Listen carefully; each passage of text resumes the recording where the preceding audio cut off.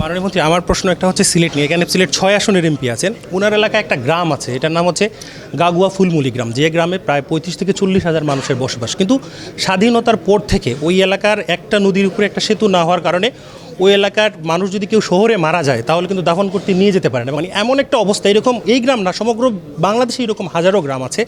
পাশাপাশি আরেকটা প্রশ্ন হচ্ছে আমাদের সিলেটের বিশ্বনাথে একটা গ্রাম আছে যেটা বিশ্বের মধ্যে সবচেয়ে ছোটো গ্রাম, শ্রীমুখ গ্রাম। এক গ্রামে একটি পরিবার, একটি গ্রাম। তো এইরকম যেগুলো অলৌকিক নিদর্শন বাংলাদেশে আছে সেগুলো চিহ্নিত করার জন্য আপনাদের কোনো পদক্ষেপ আছে কিনা, বা এইরকম যে সকল গ্রাম আছে যেগুলোতে কোনো মানুষ যায় না, একদম যোগাযোগ বিচ্ছিন্ন, এগুলোকে উন্নত করার ক্ষেত্রে বিএনপি সরকারের কোনো পদক্ষেপ বা স্পেশাল প্রকল্প আছে কিনা?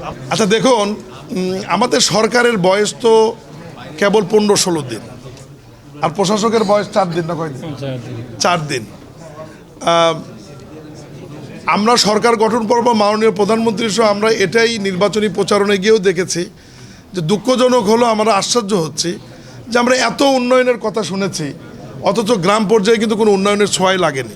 এবং সমস্ত এমপিরা এই যে আমরা যে অফিস করছি, বসছি, একই ডিমান্ড যে আমাদের রাস্তা নাই, ব্রিজ নাই। তো এগুলো নিয়ে আমরা কাজ করছি।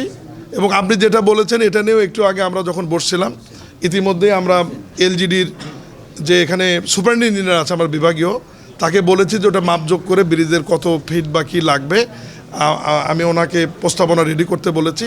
আমাদেরকে একটু সময় দেন, আমরা জাস্ট কাজ শুরু করেছি। এবং আপনাদেরকে অনুরোধ করব, আমি জনগণের পক্ষ থেকে এবং সরকারের পক্ষ থেকে, যে এই ধরনের জনবান্ধব যে সমস্যাগুলো রয়েছে এগুলো একটু আপনারা নিজেরা ফুটেজ গ্রহণ করে ইউটিউবে দেন, আমাদেরকে জানান, উপস্থাপন করেন, আমাদের নোটিশে নিয়ে আসেন, নজরে নিয়ে আসেন।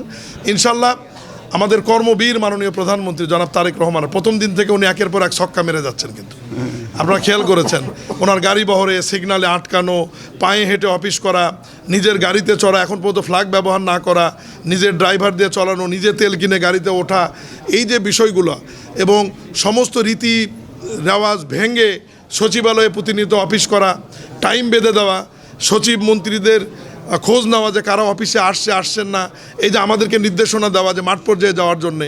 আজকে কিন্তু আমি মাননীয় প্রধানমন্ত্রীর নির্দেশে এখানে এসেছি এবং আমাকে আগামীকাল আবার গাজীপুরে যেতে বলেছেন। পরশুদিন আমি আবার ঢাকা উত্তর সিটিতে ঘুরেছি। তার মানে এই সরকারের মাননীয় প্রধানমন্ত্রী মন্ত্রীদেরকে শুধু অফিস ওয়ার্কের বাহিরেও প্রতিনিয়ত উনি নির্দেশনা দিচ্ছেন যে একদম গ্রাম পর্যায়ে, মাঠ পর্যায়ে গিয়ে কোথায় কী সমস্যা এগুলো চিহ্নিত করে উপস্থাপন করার জন্য। এবং উনি ক্যাবিনেট মিটিংয়ের মধ্যে আবার আন্তঃমন্ত্রণালয়ের কমিটি করে দিয়েছেন বিভিন্ন বিষয়ের জন্য।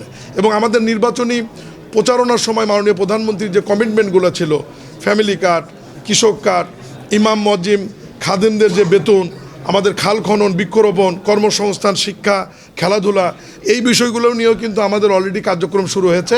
আপনারা জানেন যে আগামী 10ই মার্চ আল্লাহ রহমতে ফ্যামিলি কার্ড বাংলাদেশে 14 জায়গায় পাইলট প্রোগ্রাম হিসেবে উদ্বোধন হবে। এবং মসজিদ মন্দিরের যাদের এই যে ইমাম মজ্জিম এবং পুরোহিত সেবক, তাদেরও পাইলট হিসাবে আগামী 15 বা 16ই মার্চ মাননীয় প্রধানমন্ত্রী সম্মানী ভাতার মাধ্যমে এটাও আমরা উদ্বোধন করতে